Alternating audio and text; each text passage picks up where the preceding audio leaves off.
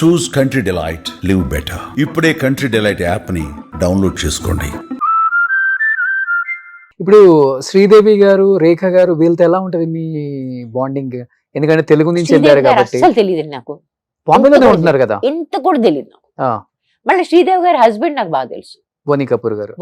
బోనీ కపూర్ గారి వాళ్ళ నాన్నగారు he used to treat me like a daughter. Okay. అదే నేను నిన్న మొన్న ఎవరికో చెప్తున్నాను, ఇట్స్ వెరీ స్ట్రేంజ్. ఈ పంజాబీ వాడు ఉన్నారు చూసారా, వాళ్ళకి కొంతమందికి చాలా చెడ్డ పేర్లు కూడా ఉంటాయి, కానీ all these Punjabi men were so supportive. నా డైరెక్టర్ కూడా లేక్టన్ కూడా పంజాబీ ఆయన, సురేంద్ర కపూర్ అంటే బోనీ కపూర్ వాళ్ళ ఫాదర్. మా ఆయన కూడా బయట ఎక్కడ కనిపిస్తే ఇంటికి రండి రా, ఇద్దరు కలిసి రండి, మా ఇద్దరు 2 పెక్కలు వేద్దాం, వీళ్ళిద్దరు మాట్లాడుకుంటారు, ఇంటికి రండి మీరు, అంత ఎఫెక్షనేట్గా.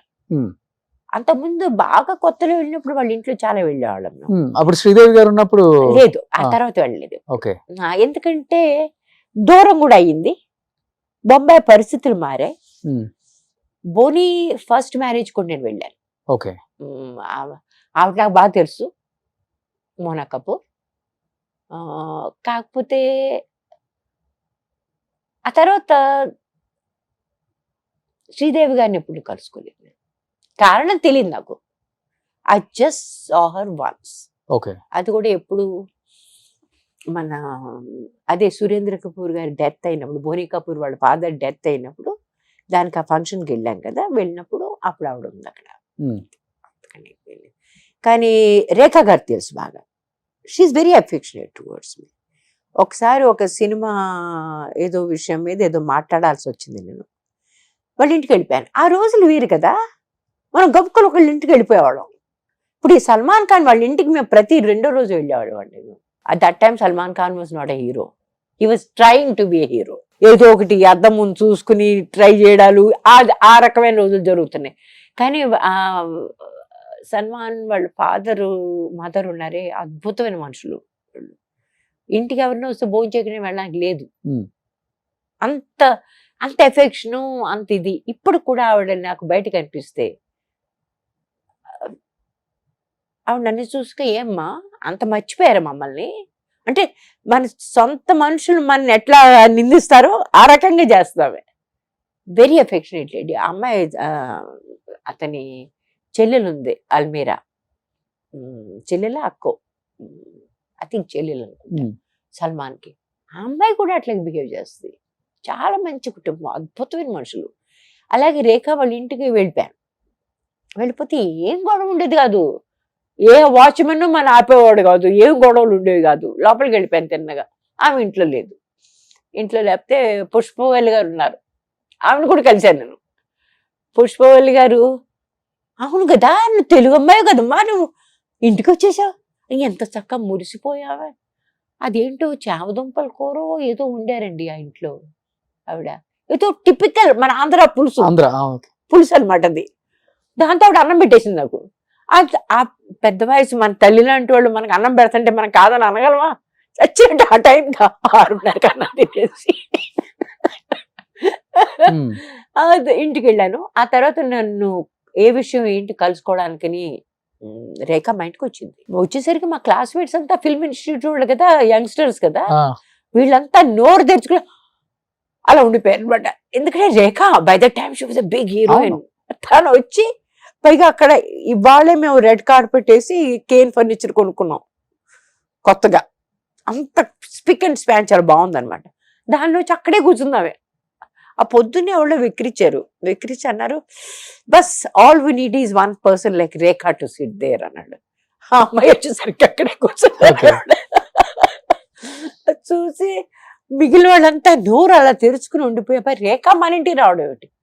But she was like that. Okay. She came and she found out the problem. Telugu బాగా మాట్లాడతారా? చాలా బాగా మాట్లాడింది. ఓకే. చాలా బాగా మాట్లాడింది. కాకపోతే తమిళం కూడా చాలా బాగా మాట్లాడింది. తమిళమే కదా. She basically very sharp person. Okay. చాలా షార్ప్. ఎవరిని ఇమిటేట్ చేయడం కానీ ప్రతిదీ కూడా చాలా, ఎక్కడ కనిపించినా సరే మొత్తం. ఆ మధ్య ఒకసారి ఎయిర్పోర్ట్లో కనిపిస్తే ఎంత గబుక్కుని చేపట్టిన లాగేసి తనకు అక్క చెల్లెళ్ళు అంతా ఉన్నారు వాళ్ళందరూ తెలుసా ఎవరు, మన రామేశ్వరి అట్లా మాట్లాడింది. మాట్లాడి ఎప్పుడు చూసినా ఒక తిట్లు కూడా ఉంటాయి. అవును మళ్ళీ జుట్టు కట్ చేసేసావు నువ్వు, అంత పొడుగు జుట్టు, అద్భుతమైన జుట్టు, చక్కగా వేసుకో, కాస్త లిప్స్టిక్ వేసుకో. నేను బయట లిప్స్టిక్ అది కూడా వేసుకోను, ఇది ఇంటర్వ్యూ అని మీకోసం అని లిప్స్టిక్ అది వేసుకుని వచ్చాను నేను. సరే లిప్స్టిక్ వేసుకోండి, ఇది చక్కగా, ఇది కళ్ళు ఎంత బాగుంటాయి, ఇది ఇట్లా మేకప్. ఆ రోజు మాత్రం లాస్ట్ టైం మాత్రం ఆవిడ అన్నాను, చూడండి నేను ఎన్ని చేసినా మీలా ఉండలేను. రేఖ ఇస్ రేఖ, రేఖ గారిలో ఎవరు ఉండలేరు, అసలు ఉండలేరు అంతే. నేను ఎన్నైనా కష్టపడినాను, నేను మీలా ఉండలేను, ఆ గొడవే లేదు. బహుశా నాలా ఉండాలంటే మీకు కూడా కష్టమే. That is also there. What I can do with the confidence I can carry myself. నేను షర్ట్ తిరిగేసి ఉంటుందండి, దాంతో వెళ్ళిపోతాను. దారిలో ఎవరైనా కనిపించి తిరిగేసి ఉంది అన్నాడు, అలాగా పర్లేదు దాంతో శుభ్రంగా మరి నా పని చేసుకున్నాను, కూర్చొని గొడవ లేదు. Can I don't think anyone ఎక్కువ షర్ట్ జీన్స్ వేసుకుంటారా? ఎక్కువ shirt. Okay, easiest thing to wear, okay, fastest. నిజం సెట్ కి వెళ్ళి మేకప్ వేసుకునే వరకు అంతే వెళ్తారు కదా. మన దేవరకు కూడా అంతే వెళ్ళారు సెట్ కి. అలాగే అందరూ అంతే.